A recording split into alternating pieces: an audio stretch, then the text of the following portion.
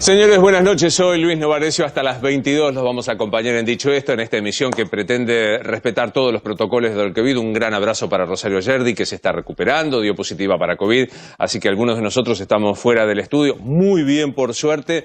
Tan es así que les voy a pasar revista de nuestros compañeros como siempre. Señor Nacho Ortelli, buenas noches. ¿Me cuenta por dónde va su información?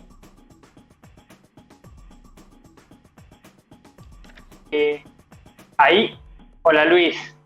El detrás de escena de lo que fue el acto y la foto de unidad entre Alberto Fernández, Cristina Kirchner, Sergio Massa y el grueso del Frente de Todos.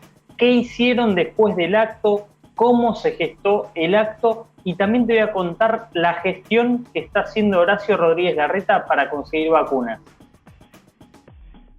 Señor Martín Angulo, también lo vemos muy bien. Buenas noches. Cuénteme por dónde vamos a ir. ¿Cómo andás, Luis? Buenas noches también para Nacho. Vamos a contar, después del fallo de la Corte Suprema de Justicia sobre las clases presenciales, cuáles son los otros reclamos judiciales que hay en distintos lugares del país, sobre todo en el conurbano, para que allí también vuelvan las clases presenciales. Son reclamos que están presentando desde distintos sectores de Cambiemos, de Juntos por el Cambio, para poder tener un fallo como el de la Corte. Muy bien, quiero agradecerle especialmente a Mariano Yese, un querido y viejo, lo de viejo no es por la edad, porque hace mucho que trabajamos juntos, que estés ahí en el piso haciéndonos el aguante. Gracias, Marian, por estar como siempre. Y también hay una novedad que a mí me sorprendió. Digo, tenemos pocos test en la República Argentina y la provincia de Buenos Aires reaccionó en contra de un sistema de test, ¿no? Exactamente, Luis. Los test rápidos que se venden en farmacias, finalmente hubo una resolución en la provincia de Buenos Aires. Se prohibieron. En el programa te voy a contar la letra chica. ¿Por qué el gobierno de Kicillof decidió prohibir la venta libre de estos test rápidos? En instantes nada más. Bien. Y Pablo Winocourt, bienvenido. Finalmente nos cruzamos en un programa, no solo en los pasillos. Contanos cuál va a ser tu título. Vamos a hablar de cuál va a ser el proyecto que el gobierno le va a mandar al Congreso y cómo van a buscar que se apruebe con unas mayorías lo más amplias posibles. No va a ser tan fácil en diputados, pero después te cuento cómo están los números. Nos vamos a Gabriel Prosperi, que está en Plaza Miserere, para saber cómo están funcionando los controles, qué está pasando.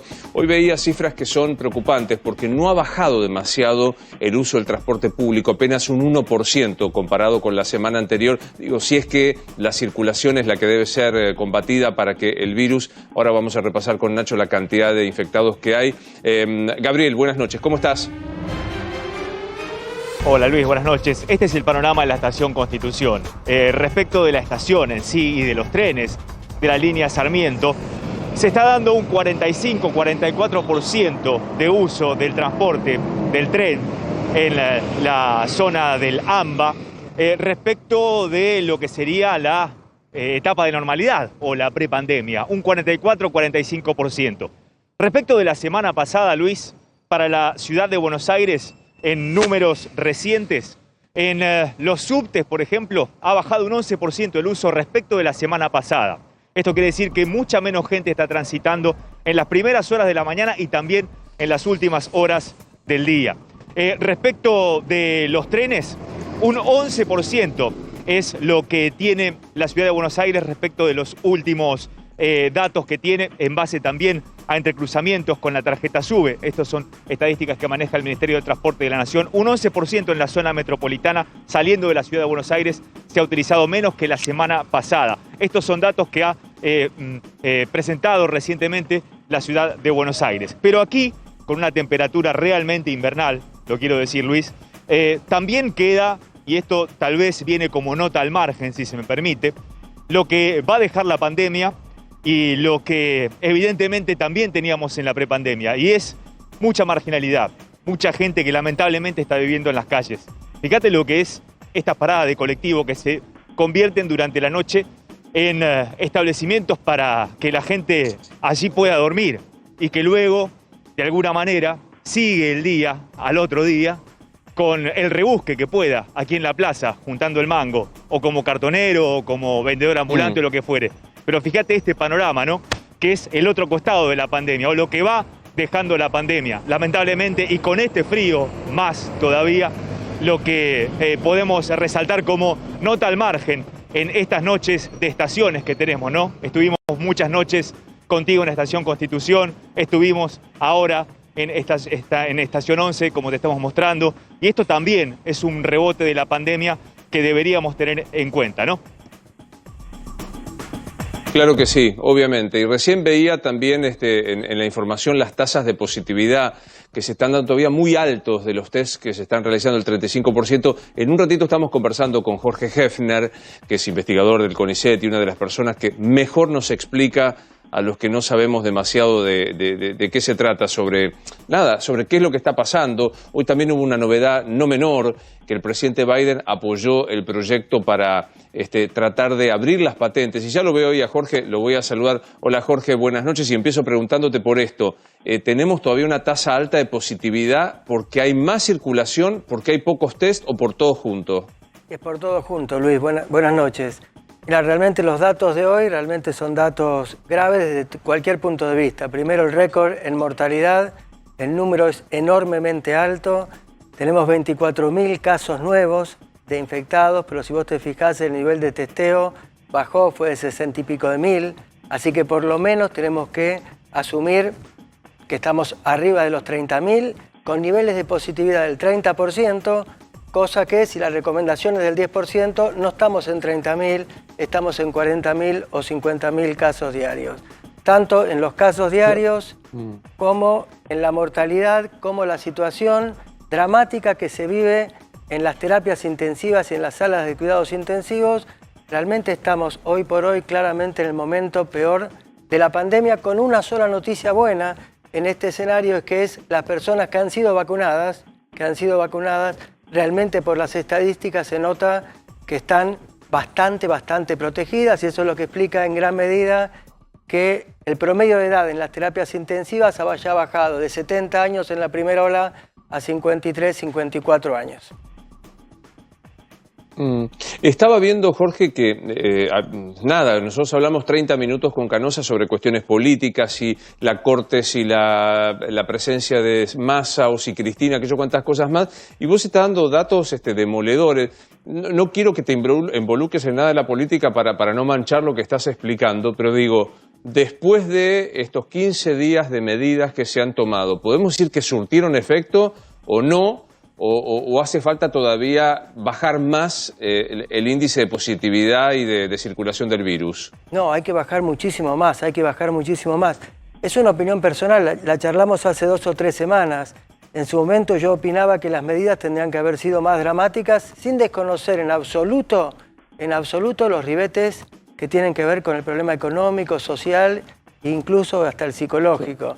Yo realmente creo que en la actual situación tendríamos que haber hecho un cierre en fase 1, por lo menos en lo que es AMBA, por 10 a 14 días para bajar dramáticamente esta curva, que con estas medidas parciales podríamos estar peor. Sin estas medidas claramente sí, pero son insuficientes. Claro. Mira, yo ayer veía la circulación callejera. La verdad que nobleza obliga, no estoy viendo lo que pasa en los accesos, y ayer estuve en uno de ellos y era muy, no se notaba una circulación ostensiblemente más fuerte. Nos vamos a ir a Puente de Pueyrredón. Allí está Marcelo Padovani, si no me equivoco. Marcelo, sí, Luis, contanos qué pasa en Puente de Pueyrredón. ¿Cómo te va, Luis? Buenas noches. Bueno, hablabas de la gran circulación y yo te puedo dar testimonio de que sí, muchísimo tránsito a esta hora sobre el Puente Pueyrredón. Estamos mucho más allá de las 8 de la noche, el horario en el que teóricamente empieza la restricción. Aquí lo que ha pasado, Luis, es que a las 20 ha comenzado el control de Prefectura Naval Argentina, como habitualmente hace Prefectura aquí en el Puente Pueyrredón. Y ¿sabés qué estamos observando? Que las motos no zafan ni una. A todas las motos que pasan por acá, por el puente, las para la Prefectura Naval Argentina. Y como te digo siempre, Luis, hay 1, 2, 3, 4 carriles, 5 carriles con autos y 1 para colectivos. Ahí viene el 17, mirá. el 17 pasa despacito. Si no hay mucha gente, si no hay muchos pasajeros, la prefectura no se sube. Porque, bueno, suponen que son todos trabajadores esenciales. Y el resto sí, el resto se ha agilizado bastante el control aquí en el Puente Porredón. Pero claro, algunas demoras tenés. Sobre todo cuando hay gran caudal, Luis, gran caudal de tránsito como a esta hora sobre el Puente Porredón. Te puedo decir que hay, y por lo menos 20 cuadras, por lo menos unas 20 cuadras para pasar ahora por el Puente Porredón. Claro. Bueno, nos quedamos allí, Marcelo, ¿no? Porque yo tengo la impresión de que estamos... Que son gracias, como dos películas que estamos viendo, ¿no? Lo vengo diciendo desde la semana anterior. Hay una película que se ve adentro de los hospitales, lo que nos está contando Jorge Hefner, de lo que está sucediendo, y una película que no se condice, que es la discusión política. Yo hoy lo veía al presidente de la Nación, enojarse, retarnos, insistir con la decrepitud, todo entre comillas y negrito, que le dijo a la Corte Suprema de Justicia, la imposibilidad de sostener o no a un funcionario como subsecretario de Energía. Estamos hablando como en dos idiomas totalmente distintos, ¿no? Está Luis Juez, que es diputado nacional de Córdoba. Hola Luis, buenas noches, ¿cómo estás? Hola Luis, ¿cómo va? Buenas noches, ¿cómo estás vos? Bien. Primera reflexión, que yo podría que nos detengamos a hablar sobre el fallo de la Corte, que no es menor, ya lo hemos explicado con Viviana y demás, pero me gustaría un panorama un poco más general, a partir con la excusa del fallo de la Corte Suprema. Yo comparto el argumento, comparto tu argumento, Luis, lo comparto 100%. Creo que hay una Argentina que se desgarra, una Argentina que se desangra, una Argentina de la pandemia, y ahí mete todas las cuestiones, y una Argentina de la política, de lo peor de la política, porque la verdad es muy berreta la discusión. Si fuera una discusión de a otro nivel, pero es una discusión muy berreta, ¿viste? Discusiones casi de a ver quién es más patotero que otro, a ver hasta dónde podemos llegar en el medio de la tragedia, ¿viste? Porque la verdad que la tragedia, uno espera a las 8 de la noche para empezar a ver los números y no hay forma. Si tenés un gramo de conciencia, no hay forma de que no te agarre miedo. No hay forma de que no tengas temor de que te pase algo a tu familia, a algún amigo. Pero sin embargo, durante el resto de las horas, las 18 horas del día siguiente, la discusión de la política es discusión de cuarta, es muy berreta y no contribuyen los que tienen mayor responsabilidad. Lo digo y me hago cargo de la parte que me puede tocar. Pero yo lo escuchaba hoy al presidente y la verdad, te juro por Dios que recién te escuchaba en el pase con Viviana. Yo le deseo que le vaya bien hasta que pase la pandemia. Después va a haber tiempo para cagarnos sopapos. Pero ahora el tipo tiene que recuperar la calma. Necesitamos un tipo, él está al frente del volante, ¿viste? Entonces un volantazo nos puede hacer pasar de jeta todo. Entonces lo veo tan sacado, tan desesperado. Cuando más tranquilo tiene que estar, él los tiene que llamar permanente. Los locos tenemos que ser nosotros, no él. Él tiene que ser el tipo más calmo, el piloto del avión. Entonces tiene que tener una serenidad. Si necesita un puré de Valium, yo se lo fabrico, 4 Fernet, le doy lo que haga falta, pero lo necesitamos calmado, Luis, y la verdad que lo noto con un nivel de exasperación, de sobreactuación. Cada vez que se le sienta a Cristina al lado, el tipo se pone como loco, es como que empieza a rendir el examen y quiere aprobar con la mejor nota. Y estamos todos en el barco, ¿viste? Porque no están solamente los chicos de la Cámpora, Cristina y el Frente de Todos, estamos todos los argentinos. Los que lo votaron y los que no lo votaron. Y esa es la responsabilidad de un presidente en el medio de la tragedia. Así que yo tengo la misma mirada que vos. Creo que hay dos realidades totalmente distintas y que poco contribuimos a atender la única que hay que atender, que es el tema de la pandemia. Quiero abrirle a mis compañeros, tanto a Nacho como a Martín, para que puedan preguntarte, Luis. La pregunta que uno se hace a esta altura del partido es...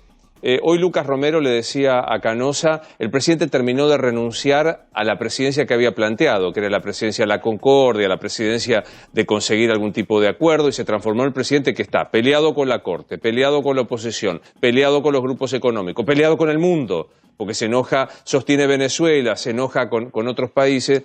Mi pregunta es, ¿cuál es el Alberto Fernández? ¿Es este que cristalizó o hay todavía algún margen para pensar en otro Alberto Fernández? No, yo no te voy a mentir, ¿no? Y tampoco quiero ser contradictorio con lo que te acaba de decir. Yo necesito que el presidente, creo que los argentinos necesitamos que recupere la calma. Pero ya no le pidamos al presidente, le podemos pedir que se calme, pero no le pidamos al presidente que sea el que creíamos que iba a ser hace un año y medio atrás. Eso no va a suceder. Claro. Alberto Fernández cada vez está más mimetizado con el sector más radicalizado del peronismo. Para peor, el tipo ya eligió ese traje, se lo va a poner y como lo que dijo, y yo me acuerdo de haberlo discutido con vos hace mucho tiempo, Luis, como lo que decía Alberto Fernández cuando no era presidente era muy interesante desde lo conceptual, desde lo armado intelectual, era interesante. Ponerle el tema que quiera, AMIA, acuerdo de Irán, el tema de Cristóbal López, el tema de la justicia, todo lo que opinaba Fernández de ser presidente era de un nivel de racionalidad excelso. Todo lo que opina ahora tiene un nivel de berreteada absoluto, porque el tipo está rindiendo examen. Yo no quiero ni siquiera eso. Yo ya a esta altura del partido, ni siquiera como ciudadano quisiera pensar que el presidente puede recuperar y convertirse. Lo que lo necesitamos es calmado en el momento de la pandemia, porque él ya decidió, claramente decidió, y lo digo, recién lo escuchaba ustedes, y las comparaciones, aunque sean odiosas y lastimosas, es un papel muy patético, es lo más parecido de la Rúa, con la diferencia que los que están al frente somos nosotros y no el peronismo, y no ya se lo hubiese llevado puesto. ¿Sentís que Alberto Fernández se delarruizó? Lo veo como un tipo sin ninguna autoridad. Sin ninguno. Si no pudiste echar un subsecretario, olvídate que podés ponerte a debatir cualquier otro tema. Si no podés plantear una idea, si no podés convocar a un gobernador o al jefe de la ciudad de Buenos Aires y tomarte 70 té hasta convencerlo de que con datos científicos, con estadísticas puntuales, de que la decisión que hay que tomar es la que más les conviene a los argentinos, y la primera maniobra es tomar decisiones aislado, a espalda de tu gabinete. Acuérdate que este quilombo arrancó, Luis, cuando él mismo dijo que la decisión la había tomado en absoluta soledad sin consultarle a nadie. O sea, si vos tomás una decisión en absoluta soledad y públicamente decís que ni siquiera le preguntaste a tus ministros, después no podés enojarte porque la gente no te acompaña. Eso es una torpeza absoluta. Por eso me parece que lo que habría que hacer es tratar de, por el nivel de tragedia que estamos viviendo, ¿no? En el interior, acá en Córdoba, si bien las terapias todavía no han colapsado, el número de contagiados es importante, estamos teniendo una ocupación de camas interesante, a pesar de tener una espalda importante en materia sanitaria. Por eso políticamente, la verdad que yo ya no le pido al presidente ninguna otra autoridad que no sea conducir este proceso de la pandemia con el mayor nivel de tranquilidad, de racionalidad y de equilibrio que puede tener una persona de semejante rango. Una última pregunta de Nacho Ortelli para Luis Juez. Sí, Nacho.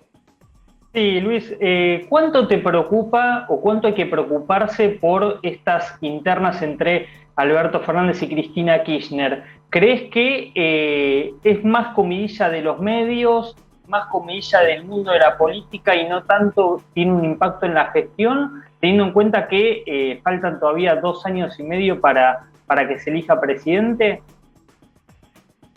No, Nacho, ya hasta le queda grande el saco de decir que tiene una interna con Cristina. Yo creo que esa pelea la perdió y no fue por puntos, sino por knockout. Creo que anda buscando el protector bucal ahí en el cuadrilátero, todavía no lo encuentra. Pero no, esa pelea la perdió por afán. O sea, no, ni siquiera hay una disputa, una pelea. Él ha sucumbido a las decisiones de Cristina y lo ha hecho de la peor manera. No quiere decir que lo peor ya lo hemos visto. Lo peor lo podemos ver si en octubre de este año, después de las elecciones, estos muchachos llegan a tener alguna mayoría parlamentaria. Lo que pasó estos días, particularmente ayer con la resolución de la Corte, ha desnudado la estrategia del kirchnerismo. Los tipos tienen una sola obsesión, que es la justicia. Todo lo demás van viendo cómo lo arreglan, cómo lo parchan, cómo lo acomodan. Su única obsesión, la única obsesión de quienes conducen el timón del barco es el tema de la justicia. Y van a ir contra eso, y no porque uno quiera defender. Mirá, hace 34, 35 años que ejerzo la profesión y debo ser un terrible crítico de la administración de justicia de este país. Pero claramente este es un gobierno que no le gusta que lo controlen. Claramente no se banca ningún tipo de control, ningún tipo de freno, ningún tipo de estate quieto, nada. Ellos, viste, esa expresión que tuvo el presidente, saquen la sentencia que quieran, que nosotros vamos a hacer lo que corresponde, es un desafío horrible que ni siquiera un alumno de primer año de la Facultad de Derecho se anima a decirlo, mucho más queda tan feo en la boca de un presidente donde si un tipo no es capaz de respetar las cabezas de otros poderes, estamos complicados. Yo te lo digo, Nacho, y la hice larga, la respuesta es, creo que ya le queda grande decir que él tiene una disputa con Cristina. Creo que esa disputa la perdió y estos últimos días se ha visto con claridad la diferencia que hubo en el cuadrilátero, ¿no? La perdió por nocaut. Luigi, como siempre un placer escucharte. Te iba a preguntar si estás vacunado, pues sos mucho mayor que yo, pero no, todavía no te llegó la vacuna, me parece, a Córdoba, ¿no? No, me dijeron que cuando le toca a Novarecio, media hora después entro yo. Está muy bien. Te dejo un gran saludo y gracias como siempre. Bueno, cuídate mucho, Luis. Gracias a vos. Un abrazo. Chao, hermano. Hasta luego. Por favor, igualmente. Acá estamos, que es lo que planteamos un poco, lo cuento con Mariano, con Pablo, con Martín y con Nachito, que estamos trabajando. Digo, frente al diagnóstico que hace Jorge Hefner en este momento sobre esta cuestión. Y decíamos, Jorge, la situación es, no quiero agregar un adjetivo que genere más zozobra, pero muy grave, muy desesperante. Y me da la impresión que vos lo dijiste, y a ver si lo digo como corresponde, el martillazo para parar lo empinada de la curva no está dando resultados en materia de contagios. Yo creo que si no se hubieran tomado las medidas restrictivas estaríamos peor. Pero creo que las medidas de restricción que se tomaron, en mi opinión, quedaron a mitad de camino, Luis. Quedaron a mitad de camino. Nosotros necesitábamos producir un quiebre. Y ese quiebre tiene un costo. Y el costo hubiera sido volver durante un periodo acotado, con fecha de inicio y finalización, a lo que es una fase 1 en el área más caliente que tiene el país, que es el área de AMBA. Yo creo que eso sí hubiera producido un bajón mucho más importante. Y todavía estamos a tiempo. Ahora, ¿es materia de debate? Evidentemente es materia de debate, pero realmente la situación hoy es más que preocupante, digamos. Y eso que ya hemos naturalizado después de tanto tiempo, hablar de 300 fallecidos, 400 fallecidos, todo eso es una tragedia. Es una tragedia que no podemos aceptar naturalizar. Y en cuanto a las medidas, lo que vos mostrabas hoy, la circulación. Yo voy a la Facultad de Medicina todos los días. Yo voy en auto, no tengo problemas, salgo de casa, estaciono en la facultad. Pero la gente que se mueve, los no docentes o profesionales, becarios, etcétera, que tienen que viajar en los medios públicos, hablemos de trenes en horas picos o colectivos en horas picos, son áreas de mucha densidad de gente, Entonces yo creo que hay que tomar medidas dramáticas y después el otro asunto es avanzar lo que más podamos en el terreno de la vacunación, que es la única noticia buena. Todas las vacunas se están andando muy bien, pero estamos vacunando mucho menos de lo que necesitamos. Claro. Pablo Winocourt quería hacerte una pregunta, Jorge, allí en el estudio. Jorge, hablamos hoy de un 35% de positividad. ¿La cantidad de test sigue siendo una variable a analizar o ya es un tema que quedó más dirimido? Porque hay otros países que testearon un montón y no lograron controlar la pandemia. ¿Cuál es el grado de importancia de esto? Mira, el problema es el siguiente. Si vos tenés planillas que te delatan, como las de hoy a la mañana que teníamos nosotros, 35% de positividad o 40% de positividad, objetivamente implica que estás testeando menos. ¿Qué significa testear menos? Que no tenés entonces 24.000 casos como hoy, sino tenés 30 o tenés 40.000. Tenemos muchos más casos de lo que se están denunciando. Ahora, políticas de testeo. El rey absoluto del testeo fue Estados Unidos y le fue horrible. La tasa de mortalidad global de Estados Unidos es peor que la de la Argentina, que es mala. Ahora, si vos el testeo no lo orientás a contactos estrechos y una política de aislamiento, el testeo pasa a ser casi un asunto de curiosidad. ¿De acuerdo? Entonces, el testeo tiene dos aristas. Primero tiene que ir de la mano de una política de aislamiento, etc. Ahora, en este momento donde hay tanta circulación, si no bajamos los contactos entre personas, estamos complicados realmente. Jorge, déjame hacerte una pregunta que tiene que ver con una cuestión que planteaba Mariano Jesse hoy, que son los testeos domésticos, los que se pueden comprar en la farmacia, y que hoy la provincia de Buenos Aires decidió que no se usen, aduciendo que hay que hacerlos bajo un análisis científico. No quiero entrar en la cuestión política si está bien o está mal, pero digo, si tenemos pocos testeos, también sacar esto. ¿Cuál es tu opinión sobre el tema? El problema de los testeos, que hacerlos en forma hogareña, nosotros validamos en la Facultad de Medicina varios sistemas de testeos en los laboratorios. Y la verdad que tenés que tener cierta experiencia para interpretar. Vos tenés siempre una banda control y una segunda banda que tenés que interpretar si es positivo o negativo. Y a veces no es blanco y negro. Entonces hay una cosa de interpretación donde si hay un profesional o un técnico especializado, vos tenés más confianza en el resultado. Yo creo que en función de eso se tomó la determinación. Claro. Tendríamos que multiplicar los testeos, absolutamente de acuerdo. Ahora, el testeo particular tiene ese problema. Tenés un gris en la interpretación que depende un poquito de la calidad del test. ¿De acuerdo? Entonces, vos podés decir, es negativo, sí, es negativo y en realidad no es negativo. Más allá que todos estos test de antígenos tienen menos sensibilidad, son muy útiles, pero tienen menos sensibilidad que la técnica clásica, que es la PCR. ¿Me contás, Mariano, qué pasó con estos test para que se tomara la decisión por parte de Kicillof?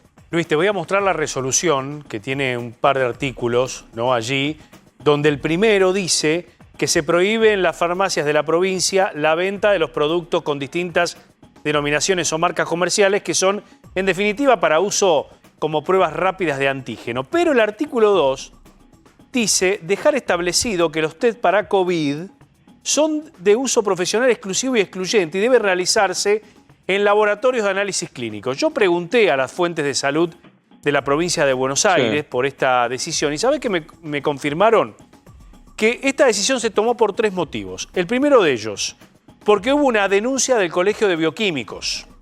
Lo otro, porque la lectura del resultado que arroja el test, viste que es un test como el de los embarazos, con una liñita o 2 liñitas, falta la interpretación médica de ese test. Y lo otro es que es muy difícil la trazabilidad o llevar el conteo de los casos positivos. ¿Qué digo con esto? A mí me parece que el tema de los laboratorios tiene patas cortas, porque considerar que solamente un laboratorio puede hacer un test de coronavirus es como decir que el test de embarazo no se puede hacer de manera hogareña, o el tema del insulino dependiente que se hace el pinchazo. Digo, tiene patas cortas eso, porque después estás habilitando a los laboratorios a que hagan los test. Así que bueno, no sé cómo va a terminar esta historia, ¿no?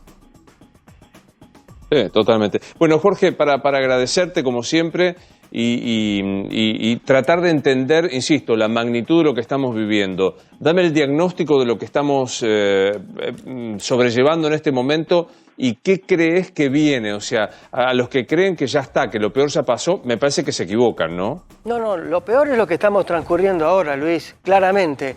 La diferencia con la primera hora es que tenemos una luz.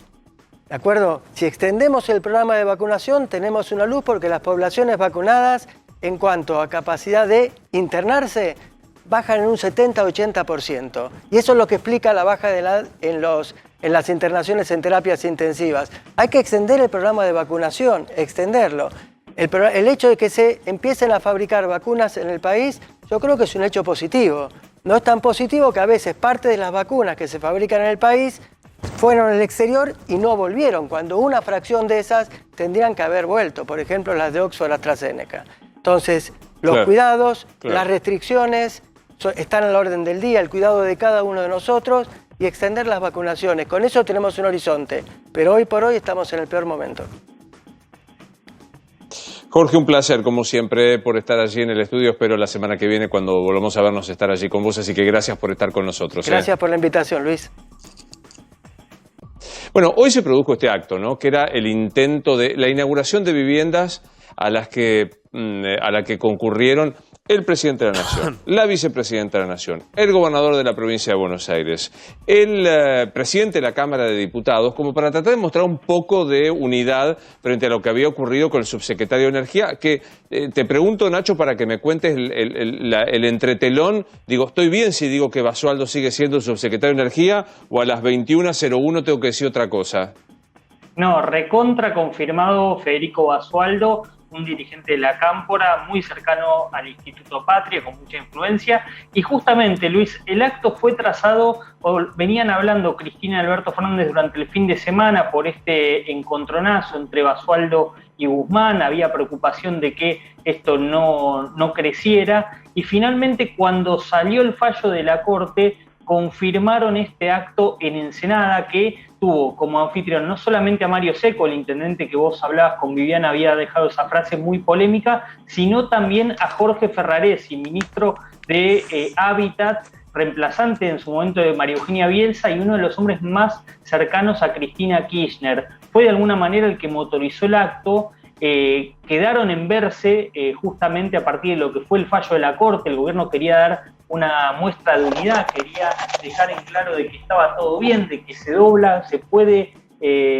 haber diferencias, pero que no se rompe, que no hay posibilidad de una grieta más profunda, que esto tenga un impacto a futuro electoral. Por otro lado, obviamente, la Corte y la Reta, los enemigos, tanto Cristina Kirchner como Alberto Fernández, ya te diría, Luis, que no tiene retorno con la Reta. El enfrentamiento es con buenos modales o con malos modales según la ocasión, según el momento, pero eso no va a cambiar. Y por otro lado, el dato distintivo, Luis, después del acto, en vez de retirarse, cuando ya se habían apagado las cámaras, cuando ya se le había impedido el ingreso a Juan Pablo Pata Medina, líder de la UOCRA, un hombre que había sido muy cuestionado, está acusado de asociación ilícita, de extorsión, y que no se lo dejó entrar a este acto. Esto es para remarcar, el Frente de Todos decidió que Juan Pablo Pata Medina no ingresara. ¿Qué hizo Cristina Kirchner y qué hizo Alberto Fernández? Bueno, junto a Sergio Massa, Axel Kicillof, Verónica Magario, se subieron a una combi y fueron directo a un vacunatorio ahí en Ensenada. No avisaron que iban. Cuando llegaron se dio casi una imagen de cierre de campaña en el que la gente se acercaba, se quería sacar selfies con Cristina. Muy buena onda, atento porque fue un viaje en combi entre todos, con lo cual, bueno, hay que ver si se abrieron las ventanas y demás, pero de alguna manera tratando de mostrar unidad pese a las diferencias. Bien. Bueno, vamos a seguir charlando un ratito con vos, Nacho, y también con Martín Angulo sobre lo que ha pasado y lo que deja este fallo. En este caso sería el momento en el que yo me levantaría de la mesa de ustedes, iría caminando hasta la mesa donde se encuentra mi amigo Jorge Asís. Mañana voy a caminar. Quiero agradecerles a todos los que están allí, que por suerte son muchos, que me están diciendo que que se refleja la iluminación sobre mis lentes. Es así, la tecnología, mi querido Jorge Asís, es así. Mañana voy a caminar, si me lo permiten. Gracias por estar. Buenas noches, Jorge. ¿Cómo estás? Bien, acá vengo a entrevistarte. Me parece muy... De ninguna manera. Esto no va a pasar. Bueno, otro día asiago. Hoy leí tu columna en Jorge Asís Digital, para mí el mejor portal que tiene la política argentina. Definime a dónde está parado el poeta impopular Alberto Fernández. ¿Dónde está parado? ¿Dónde está parado el gobierno? ¿Dónde están parados, digamos, esas referencias fuertes de un gobierno débil que pasa por su peor momento? Y vos sabés que cuando alguien pasa por su peor momento, yo no es que me ponga solidario, pero difícilmente los critique con ferocidad, cuando están verdaderamente mal, ¿no es cierto? Hoy en la columna, por supuesto, hubo una sucesión de circunstancias desventuradas para el gobierno. Primero, la primera vez que Argentina paga, no recibe la mercadería que compra. Ya de por sí es un problema. El tema de la vacuna, que hoy, como se dice ahí, es una prioridad sanitaria y es un instrumento electoral, hoy clave. Porque no tenés que olvidar, bueno, yo hago una miniserie que se llama La peste y las elecciones. Estamos en medio de una peste y despuntan elecciones. Y tengo algún dato interesante para pasarte, pero te lo voy a pasar dentro de unos minutos. Ahora hablamos de esto. ¡Apa! Estas tres circunstancias desafortunadas fueron todas simultáneas. Lo que yo llamo el entremés del subsecretario, que está todo absolutamente dicho. Hubo otro episodio del cual se habló muy poco, pero me parece que fue también un golpe para el gobierno. Sí. Ahí lo entrevisto yo ahí lo entrevisto a Novarecio. Un golpe muy duro que fue muy bien. La cautelar la cautelar del tema Telecom Clarín, que es también un retroceso bastante importante y que tiene que ver con esta guerra púnica que lleva la doctora, sobre todo, contra Clarín, contra Telecom, donde con un decreto, el 690, le bombardeó prácticamente la caja, y bueno, y se reponen, y esto también ocurrió, tuvo menos trascendencia, tal vez porque tiene mucho que ver el mundo mediático. Y después el tema del fallo de la Corte, que en realidad se veía venir, que tiene que ver con la autonomía y que lo toman, digamos, con un nivel de enojo que es políticamente perjudicial. En política siempre el que se enoja pierde. El que se enoja es una apotegma que hemos escuchado, claro. Pero espera porque me quiero detener en algo que vos decías. Yo anoté 3 puntos de lo que vos decías, ¿no? Estos datos interesantes que nos vas a dar de la campaña, el tema Telecom y el tema del fallo. Ahora, yo me acordé de tu columna hace 15 días aquí en el programa, cuando vos dijiste el gobierno está solo y tiene que restablecer los puentes de comunicación con todos, con la oposición, con la justicia, con los grupos económicos. Hoy yo lo veía al presidente en Ensenada desencajado. La verdad que el acto de ir desencajado, hasta físicamente lo complicaba, que se lo veía muy mal frente a una vicepresidenta de la Nación que por momentos... Una foto de familia, decir, en este momento de tanta negatividad, donde las cosas están con tantos problemas, estamos juntos y esta es nuestra reacción. La foto no es mala, con la foto bastaba. El enojo es lo que estuvo de más. Porque, claro, en realidad, yo no quiero profundizar en esta cuestión porque nos lleva a una crítica feroz, si vos querés, pero hay una disolución de la credibilidad presidencial y crece la sensación de que esta coalición electoral, que fue tan inteligente, tan brillante desde el punto de vista táctico para ganar una elección, esto lo dijimos desde un principio, Luis, pero un inconveniente para la hora de gobernar. ¿Qué es lo que se ve? Lo que pasa es que de pronto hay una suma de fragmentos que tiene que ver con la coalición que gobierna y una suma de fragmentos también en la coalición que oposita y la que supuestamente sería la beneficiaria de la declinación, si vos querés, del gobierno de la doctora que presidía Alberto. Pero, de pronto, así como el tema del subsecretario desplaza en algún momento la macabra contabilidad de muertos y los temas de terapia intensiva, y que llegó prácticamente para colmar expectativas y un vacío, y la verdad que hubo un regodeo en esa cuestión que reveló, si vos querés ahí, una falta de torpeza, una gran torpeza. Ahora, en materia de gestión. Una pregunta. Sí. Déjame hacerte una pregunta, Jorge, porque vos acabas de decir, hay una, y lo venís sosteniendo, una ostensible disolución de la autoridad presidencial, sí, que hoy el presidente quiere como recomponer esa autoridad sentándola a su izquierda a Cristina, Massa, Axel y demás. Pero digo, ¿cómo sostenés la gestión de un gobierno en crisis sanitaria, económica y de seguridad con un sistema que le da todo el poder al Poder Ejecutivo y que está en disolución de esa autoridad? ¿Cómo lo sostenés a eso? Bueno, este es exactamente el punto neurálgico de la crisis. Por esto es la crisis.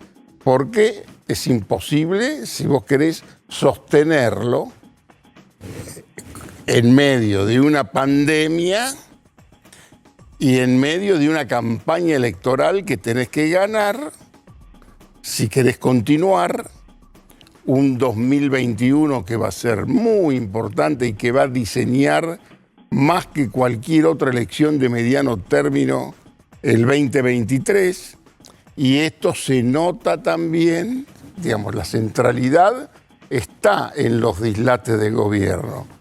Pero también este tema del 2021 y el 2023 se ve en la oposición. En cualquier momento se va a desatar una, no te diría interna feroz, quizás un poco más amable, pero hay una división en la coalición opositora que tiene que ver con Macri Bullrich por una parte y Horacio y Eugenia por la otra, y ahí todos los otros fragmentos que tienen que ver más o menos cómo se reubican.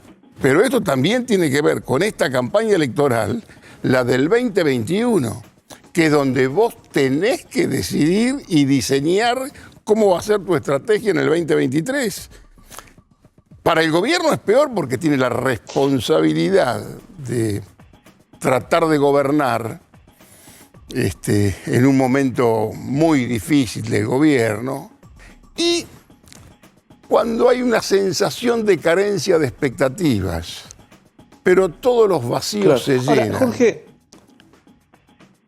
Jorge, vos, no me quiero olvidar, porque si no después se nos va a ir el tiempo y me olvidé preguntártelo. ¿A qué datos interesantes te referías? Cuando me decían en unos minutos te doy unos datos interesantes. Y algunos datos, un dato fundamental que puede cambiar el rumbo de la política en la Argentina y que tiene que ver con algunos comentarios que hicimos nosotros permanentemente. ¿Vos te acordás que yo decía que estábamos en un momento donde provincias como Córdoba y Santa Fe no tenían ningún proyecto nacional?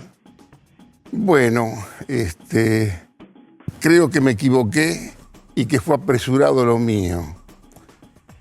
De acuerdo a mi información probablemente mala, Juan Schiaretti considera seriamente la posibilidad de encabezar una fórmula presidencial en el 2023. ¿La reta? ¡Epa!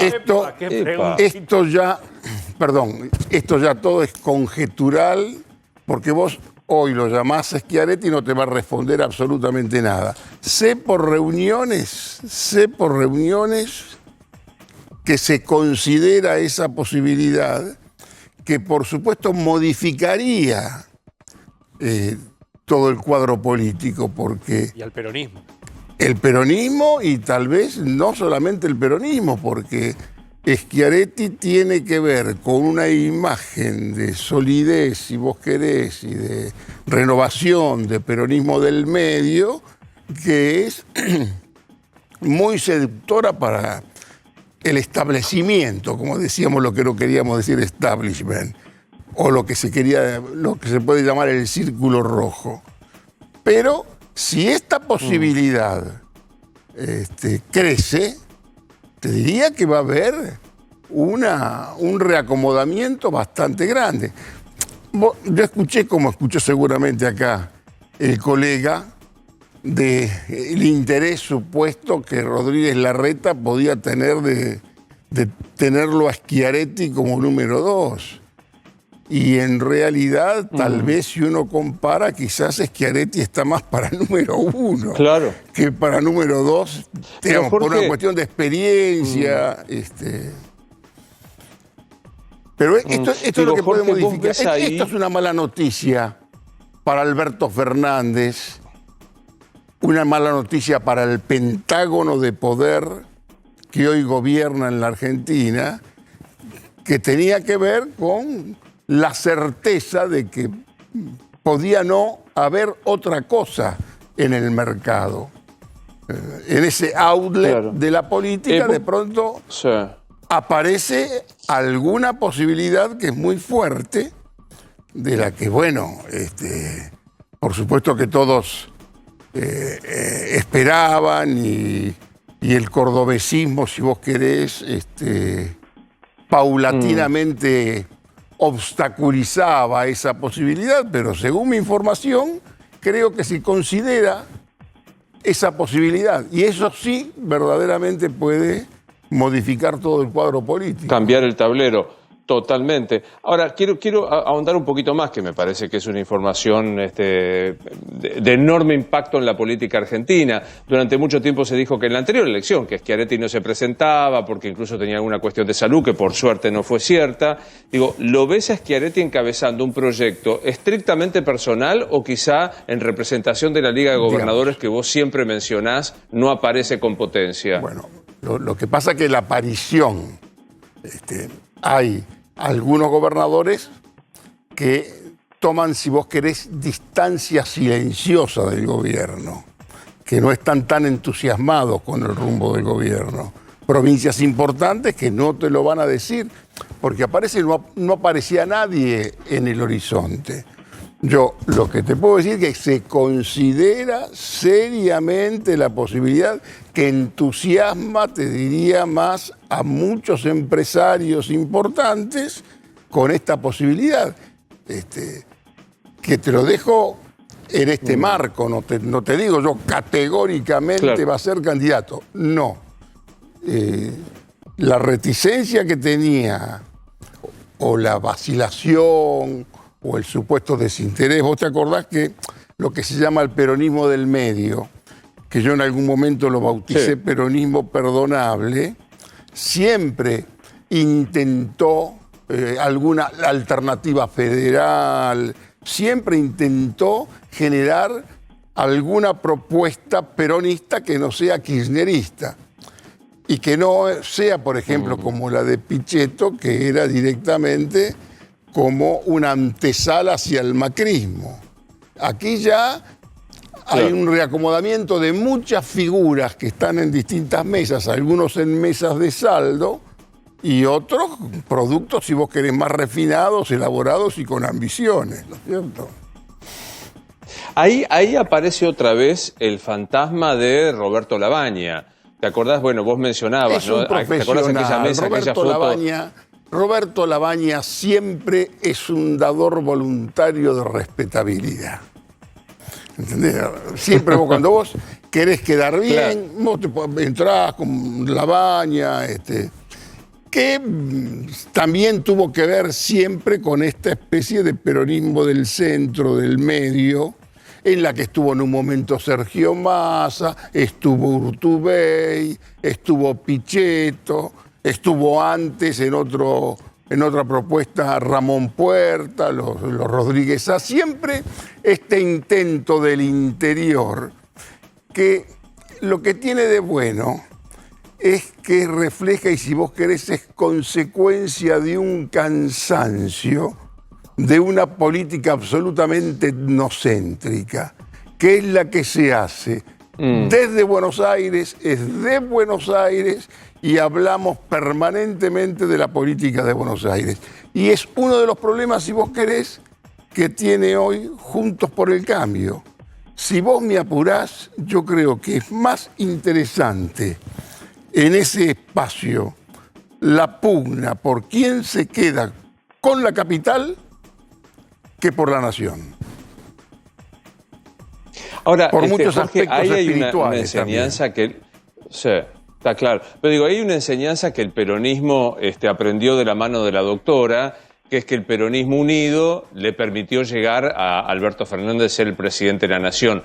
¿Vos te imaginás en un eventual, insisto, vos no lo estás planteando, ya es candidato, sino que el veto propio que había dado Schiaretti para ser candidato ya no existe más? Ya no ¿Pero está te más. imaginás una suerte de conglomerado de todo el peronismo participando en una interna? ¿O qué es lo que te imaginás en una eventual candidatura de Schiaretti? Ya eso es todo conjetural. Y a mí no me gustan las conjeturas mucho, ¿viste? Porque es una gran tentación para la facilidad de equivocarse, ¿no es cierto?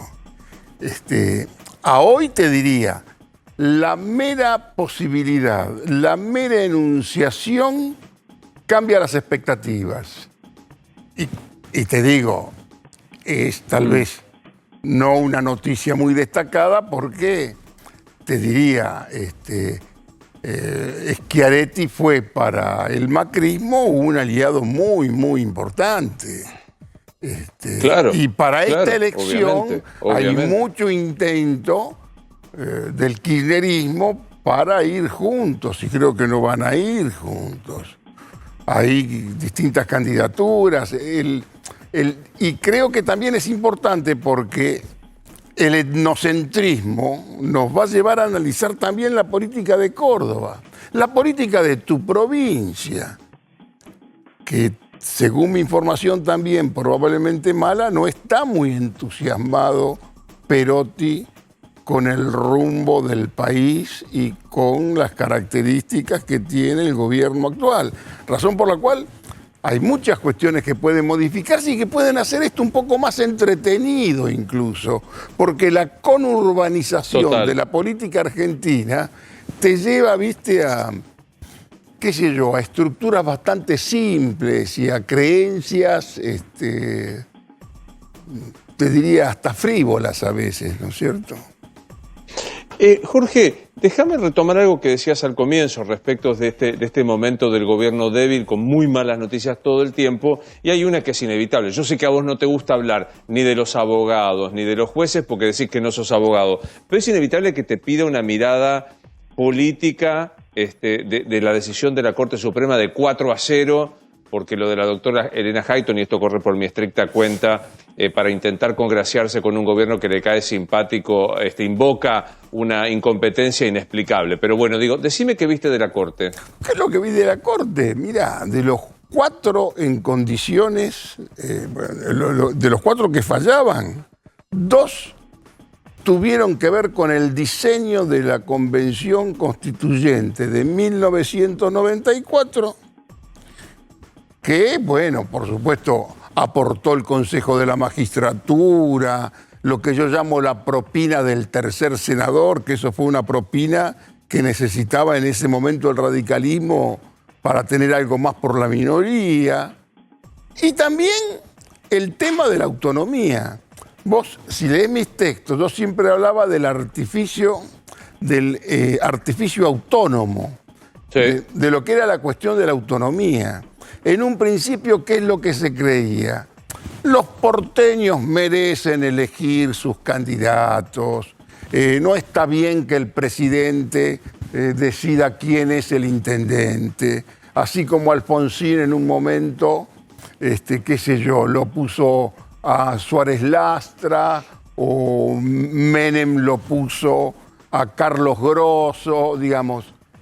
Esa es una gran reivindicación. Ahora, ¿qué es lo que pasa? Yo no sé hoy qué hubieran pensado los constituyentes de 1994.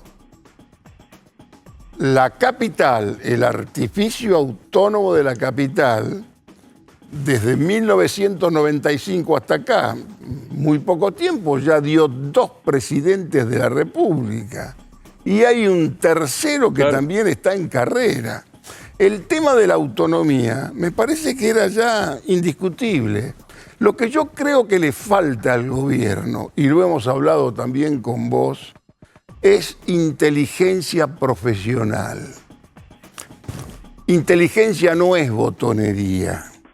Inteligencia, que es algo que puede tener que ver con el espacio que quiere manejar también Belis, grandes estrategias. Y acá hay mucha improvisación.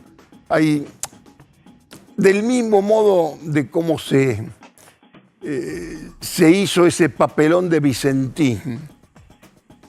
2 días antes habían hablado con los dirigentes de la mesa de enlace y estaban llegando a acuerdos interesantes y consenso y demás, y a las 48 horas le salen con Vicentín. Y a las 96 horas se habían arrepentido de Vicentín, digamos. Toda esta cuestión, si vos querés, que tiene que ver con improvisaciones serias y ciertas, si vos querés, disidencias en cuanto a qué tipo de gobierno se quieren hacer. La doctora tiene alguna... Sí. Sí, perdón que te interrumpí. ¿La doctora tiene? Sí, no querías decir algo de la doctora. Una cosa muy clara. Pero ¿cuál es el problema aquí? Aquí hoy tenés que arreglar con el fondo, tenés deuda que es absolutamente impagable y que cuesta imaginar que se va a pagar, nosotros alegremente decimos 10 años o 20 años, y vos sabés que dentro de 20 años vamos a ver cómo se va a renegociar para otros próximos 10, 15, 20 años más. Y el diálogo, el lenguaje que utiliza la doctora con los que piden de pronto un excesivo raciocinio económico es, mirá, vos estás en ese ministerio porque yo tengo votos y gané las elecciones. Si yo pierdo las elecciones, esto va a cambiar. Argentina tiene problemas muy serios. En la Argentina crece la pobrefobia, hermano. En la Argentina todavía no resolvió su ecuación civilización y barbarie. En la Argentina hay, casi te diría, una sensación de que sobran 12 millones de personas y que cualquier cosa que tenga que ver, que incluya a esas 12 millones de personas, es algo que es aborrecible porque es catalogado directamente de populismo. Y vos tenés que tener una política no solamente asistencial, con 10, 12 millones de personas, en un país patológico, donde hay un PBI entero, y yo creo que mucho más que un PBI, fuera del circuito. Entre un país que tiene tanta necesidad económica y simultáneamente tiene un PBI fuera del circuito, alguna idea intermedia tiene que ver y que pase por un blanqueo real, democrático, que te permita por lo menos hacer alguna jugada audaz. Déjame hacerte la última antes que nos despidamos, esperando ya el miércoles que viene verte allí y charlar mirándonos a los ojos. Es inevitable que te pregunte por el episodio Basualdo Guzmán, doctora, poeta impopular. Sí, mira, no hay mucho más y creo que se dijo absolutamente todo. Vos no podés gobernar, vos no te podés imaginar a Menem trabado por un subsecretario. En política eso no hay modo. No puede existir. De cualquiera de los dos lados, porque si vos lo querés bancar y sos un poco perverso a tu subsecretario, dejás que se vaya y lo elevás en jerarquía en cualquier otro puesto, en cualquier otro lugar. Pero cuando es ya un tema de... primero, mal planteo del ministro, porque el Chapito le pasa como le pasó a muchos outsiders que llegan de la política, que llegan a la política, y en muy poco tiempo se creen que tienen la pinta de Carlos Gardel, como dice el tango, ¿entendés? En tu esquina rea cualquier cacatúa sueña con la pinta de Carlos Gardel. Todos creen ya cuando empezás que estás en condiciones de... y tuvo algunos problemas con gente de la política. Mirá, a algunos le dijo, aquí estamos también, somos muchos los que hacemos política. Y de pronto tiene un problema con este muchacho, con la subsecretaría, y eso lo tenés que resolver. En política decís, a ver, ¿quién lo pone a este? Sobre todo en un gobierno que está tan loteado.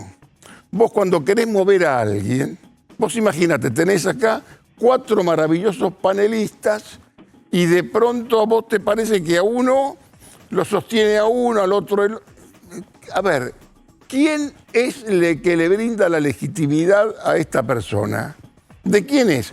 En esos equívocos muchas veces aparecen funcionarios que no son de nadie y que trafican pertenencias que no existen. En esto había un caso, si vos querés remover esa persona, lo tenés que hacer de otro modo, lo hacés de una forma mucho más gentil. Nunca podés presionar y decir, ¿se va él o me voy yo? Esto me hace acordar alguna vez a Menem, bueno, no, mejor no cuento, no cuento nada. No, sí, cómo no, por favor, la anécdota merece como buen cierre. Una mujer se enojó con un funcionario, con alguien que se ponía a trabajar y a jugar para Menem. Y la mujer le dijo, Menem o yo. Y el tipo dijo, Menem. Menem o yo, claro, me voy. Vos nunca tenés que llevar... Vos imaginate que vos vas a tu jefa y le decís, acá, tal persona o yo. Eso no se hace. Ya ni siquiera las grandes vedettes pueden hacer eso por un problema de cartel. Y lo peor que podés hacer a un planteo de esos, hacerle caso. Y más grave aún, querer echarlo por televisión. No se echa uno por televisión. Vos tenés que... ahí hay algunas sutilezas que no... Me parece que son muchachos que les falta un poco... Y acá quedaron mal varios. Y de pronto a nadie le gusta que le pisen los pies tan fácilmente que se los lleven puesto. Y pues equívoco. Pero nunca podés tener problemas por un subsecretario. Yo dije, yo me equivoqué. Yo incluso cuando Cavallo escribe un artículo de esos, yo que leo el informe de Cavallo, tuiteo el informe de Cavallo y digo que Cavallo se toma excesivamente en serio la cuestión esta del subsecretario. Yo me equivoqué, yo debí tomarla también en serio. Como dije, claro. Lo que yo creí que era un entremés de Francisco de Quevedo se convirtió por impericia, por incompetencia, en una tragedia griega de Esquilo. Un gran disparate, ¿no es cierto? Total. Como siempre, un placer. A los que no lo hacen, entren a leer Jorge Asís Digital. Te entrevisté bien, ¿no? Porque me parece que debía estar más agudo. Estuviste muy bien. Y tenía que entrevistarte más y sacarte algunas cosas un poco más has estado muy bien. Es más, yo creo que te queda muy bien el lugar y lo vamos a analizar con Liliana Parodi para que vengas todos los días. Nada, de verdad, muchas gracias.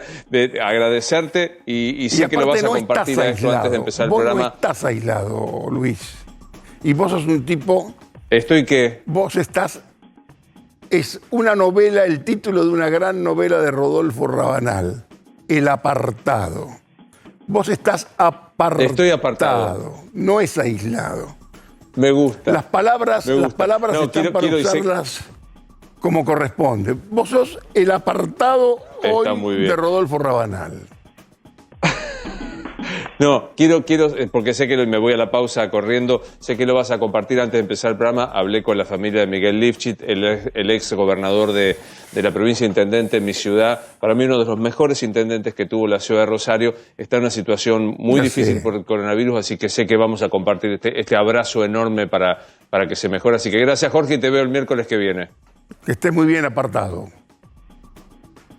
Gracias, señor maestro. Pequeña pausa. Todavía nos queda hablar con Martín Angulo para saber qué va a pasar con el tema de las clases. Hay más información con Nachito Ortelli, con Mariano Yese y con Pablo Winocourt. En dicho esto, pequeña pausa.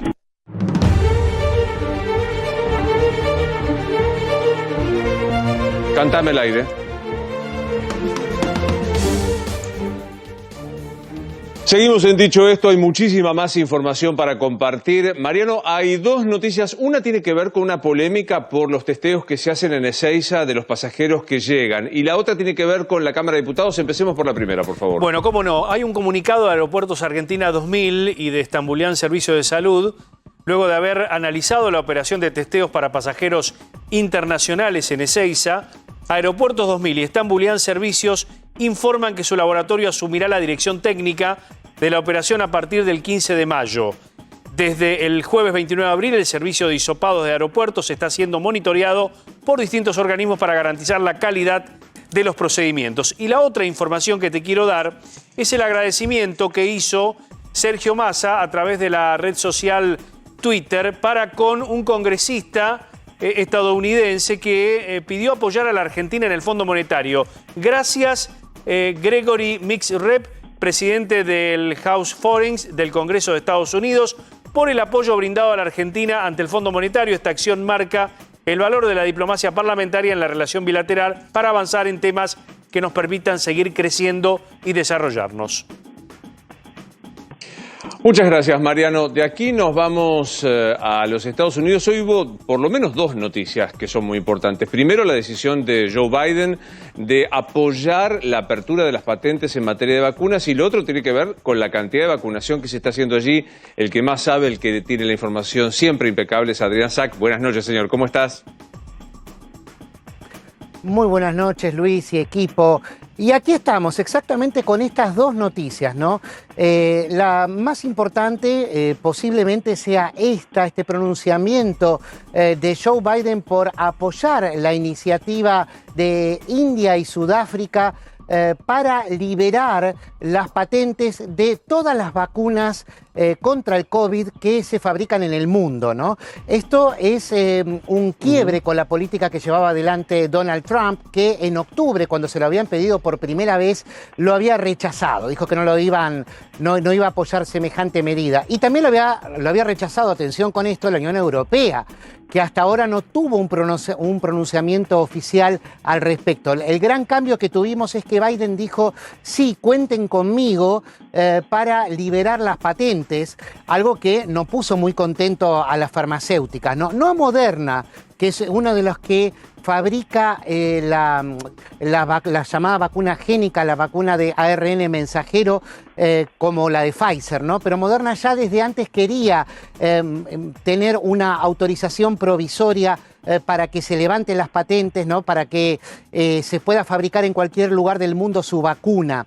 Sí, la objeción fue de Pfizer y de BioNTech. BioNTech, la empresa alemana, el laboratorio alemán que fue socio de Pfizer, ¿no? Que fue duramente castigado en la bolsa hoy, ¿no? Porque apostaban justamente a ampliar su plan de inversiones y de fabricación de la vacuna. Pfizer ganó $26.000 millones hasta ahora con la vacuna, con la producción de la vacuna, y desde Pfizer mismo, el CEO Albert Bourla dijo que no sirve realmente, que no ve de utilidad liberar las patentes, porque los países que tienen que fabricar las vacunas realmente necesitarían acudir a materias primas que son muy difíciles de conseguir, y además necesitaría un equipamiento tecnológico y una capacitación del personal en los laboratorios que se instalen en distintos países o que se reequipen en distintos países para poder fabricar algo tan complejo como una vacuna contra el COVID con esta tecnología, ¿no? Las de Pfizer y la de Moderna. Estamos hablando que es tecnología genética de última generación, que es experimental y que es costosa además. Decirte, Adrián, que mientras hablamos con vos, hay un tuit del presidente de la Nación argentino que dice: desde un principio, incluso en el G20, he remarcado que es imperioso que las vacunas sean de bien público. Reitero nuestro compromiso con promover un sistema efectivo de concesión de licencias. Bueno, zaraza, dice el presidente de la Nación. Una muy cortita, y porque me tengo que ir a la pausa, Adrián, ahí estamos viendo el tuit del presidente de la Nación. Hoy trascendió que Horacio Rodríguez Larreta iniciaba algún tipo de negociación con el gobierno de los Estados Unidos para conseguir vacunas. ¿Hay algo de información oficial al respecto?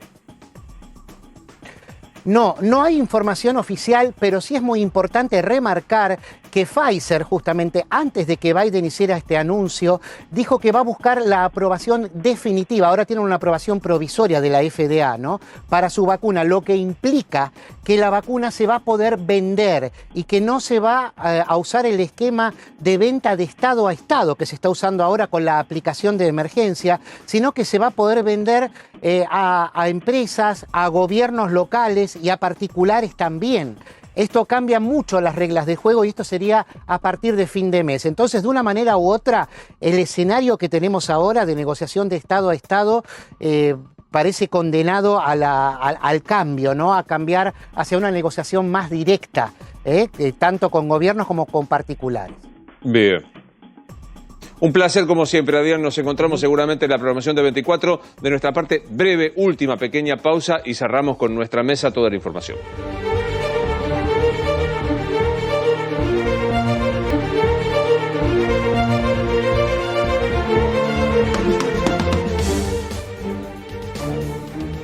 Señor Nacho Ortelli, cuéntenos una información más para dicho esto, por favor.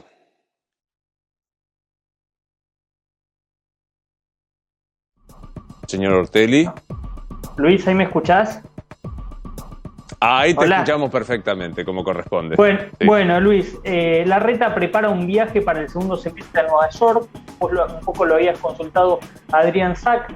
Quiere tener un gesto, mejor dicho, con el gobierno nacional en medio de tanta tensión. Va a intentar traer vacunas. Desde la ciudad bajan las expectativas respecto a cuándo pueden llegar a cerrar un acuerdo, pero sí que Larreta va a hacer el intento. De hecho, uno de los mensajes que envió Larreta fue: no hay peor gestión que la que no se hace, así que lo vamos a intentar. La idea es ayudar al gobierno nacional. Hay en este gesto un palo por elevación al presidente, que en su momento le había pedido, bueno, si tan fácil consiguen vacunas, tráiganlas. Iría a Nueva York y a Washington, objetivos Pfizer, Johnson & Johnson, Luis. Bien, eso serían las negociaciones. Bueno, recordemos que Johnson & Johnson es la única vacuna que hasta ahora tiene una sola dosis y que fue la más buscada por aquellos que viajaron, de hecho, a los Estados Unidos para poder saber de este tema. Martín, ¿qué información nos queda dar? Nos queda contar, Luis, lo que prometimos al principio, los otros reclamos de Juntos por el Cambio tras el fallo de la Corte para que en distintos lugares del país también haya clases presenciales. Hay 2 distritos de la provincia de Buenos Aires, del conurbano, que tienen causas iniciadas en la justicia. Una es el municipio de Vicente López, a cargo de Jorge Macri, que lo inició ya con el primer decreto de clases virtuales de Alberto Fernández. Y después del fallo de la Corte hizo ayer a última hora una presentación en la justicia en la que pidió que por lo menos vuelvan las clases presenciales en aquellos lugares que dependen, aquellas escuelas que dependan directamente del municipio, y presentó un plan de testeos, de transporte para en estos casos puntuales de su municipio. También San Isidro tiene un reclamo iniciado con una característica: es un reclamo que ya está en la Corte Suprema de Justicia, pero no para que vuelvan las clases, por lo menos en esta instancia, sino para que la Corte defina quién va a tramitar este amparo: la justicia de la provincia de Buenos Aires o la justicia federal de la provincia de Buenos Aires. La justicia provincial o la justicia federal, siempre la provincia de Buenos Aires. Y el último reclamo es del PRO de Santa Fe, que presentó un amparo para que en la provincia también haya clases presenciales. El gobernador de Santa Fe, Omar Perotti, dispuso que haya por lo menos una semana de clases virtuales, adhiriendo parcialmente al último decreto de Alberto Fernández. 2 últimas informaciones que tenemos que dar. La primera la trae Mariano Yese. Contanos, Mariano. Bueno, vos sabés que la provincia de Buenos Aires endureció el tema de las multas por aquellos que violan este momento de restricciones. Puede llegar a 4.300.000 pesos, que equivale a 500 salarios mínimos vitales y móviles. Esto es parte de un decreto que fue aprobado en enero del 2021 y se está instando a los municipios a adherir a esto, porque en definitiva son quienes tienen el poder de policía, ¿no? para parar a la gente. Y un dato, Luis, a tener en cuenta: si a vos te para la policía no te puede cobrar multa, ¿no? En todo caso, le da intervención a la justicia, elaborarán un acta si estás circulando fuera de horario, si estás realizando una fiesta clandestina, si te denuncian porque hay un encuentro social, ¿no?, en un domicilio. La policía no te puede cobrar la multa, ¿no? Comienza un proceso que puede derivar en eso, ¿no? Última suya, señor Pablo Winocur. Brevemente, el gobierno está preparando el proyecto de ley para que le deleguen facultades al gobierno, al Poder Ejecutivo, para aplicar las nuevas restricciones. ¿Cómo va a ser el proyecto? Se está redactando en este momento. Se podría llegar a presentar hacia el viernes o inicio de la próxima semana.